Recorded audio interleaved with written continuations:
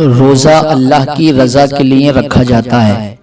اور واقعی میں روزے دار اللہ کو بہت پسند ہوا کرتا ہے۔ آقا کریم نے ارشاد فرمایا کہ روزے دار کی منہ کی بو اللہ تعالیٰ کو مشک کی خوشبو سے بھی زیادہ پسند ہے، اور روزے دار اللہ کو اتنا پسند ہے کہ اللہ تعالیٰ اور کاموں کی جزا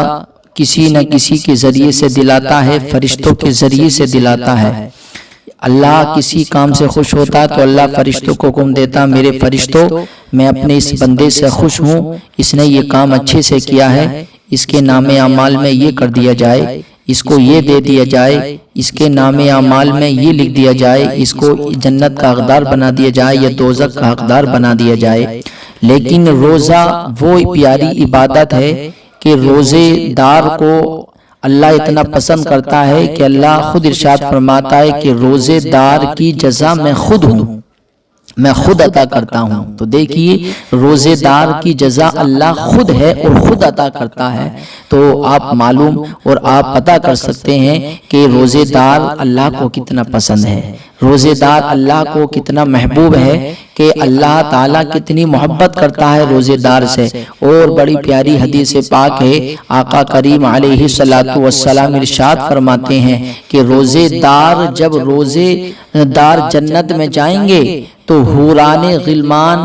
جنت کی حوریں بھی کہیں گی مولا ان کو ہمارے لیے شوہر بنا دے، مولا انہوں نے تیری رضا کے لیے روزے رکھے تھے تو ان سے محبت کرتا ہے، مولا ان کے لیے ان کو ہمارے لیے ایسا بنا دے کہ ان سے ہماری آنکھیں ٹھنڈی ہوں اور ہماری آنکھیں ان سے ٹھنڈی ہوں اور ان کی آنکھیں ہم سے ٹھنڈی ہوں۔ تو یہ روزے دار کو ایسی نعمتوں سے نوازا جائے گا۔ اور جنت میں بہت سارے دروازے ہیں، ایک دروازے کا نام ہے ریان۔ آقا کریم نے ارشاد فرمایا اس ریان دروازے سے صرف روزے دار ہی داخل ہوں گے، اعلان ہوگا کہ جو روزے دار ہیں وہ اس دروازے سے داخل ہو کر جنت میں داخل ہو جائیں۔ تو یہ روزہ رکھنے کی فضیلت ہے۔ اور میرے پیارے مسلمانوں، روزہ اللہ کی رضا کے لیے رکھا جاتا ہے، لیکن یاد رکھیے کہ روزہ صرف بھوک اور پیاس کو برداشت کرنے کا نام نہیں ہے، یعنی بھوکا اور پیاسا رہنے کا نام روزہ نہیں ہے۔ روزہ ہے اللہ کی رضا اور اللہ کی خوشنودی اور اللہ کے قریب ہونے کا نام ہے روزہ۔ یعنی روزہ رکھنے کے بعد انسان نے صرف کھانا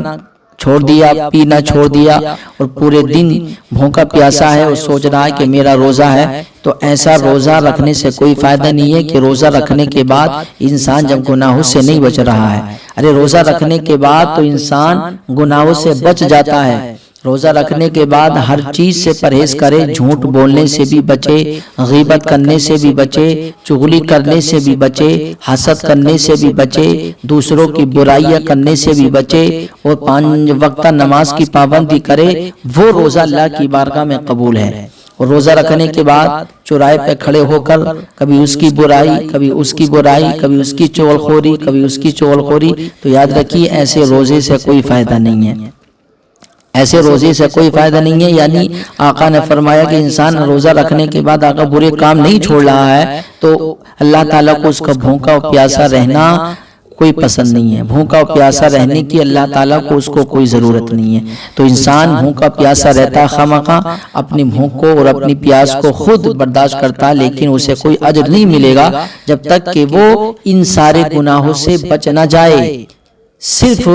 انسان نے بھوک اور پیاس کو برداشت کر لیا، سوچ رہا ہے کہ میرا روزہ نہیں، بلکہ انسان کی آنکھ کا بھی روزہ ہونا چاہیے، انسان کے کان کا بھی روزہ ہونا چاہیے، انسان کے منہ کا بھی روزہ ہونا چاہیے، انسان کے جسم کے تمام اعضاء کا روزہ ہونا چاہیے۔ کانوں کا روزہ یہ ہے کہ روزے کی حالت میں کوئی غلط بات نہ سنیں، کوئی ناجائز بات نہ سنیں، کوئی حرام بات نہ سنیں۔ آنکھوں کا روزہ یہ کہ اپنی آنکھوں کو بے حیائی سے بچائے، اپنی آنکھوں کو ایسی جگہ پر نہ ڈالے، اپنی نگاہوں سے ایسی چیز نہ دیکھے جو بے حیائی والی ہوں، جو فحش والی ہوں، جو ناجائز ہوں، جو حرام ہوں، ان چیزوں کو نہ دیکھے۔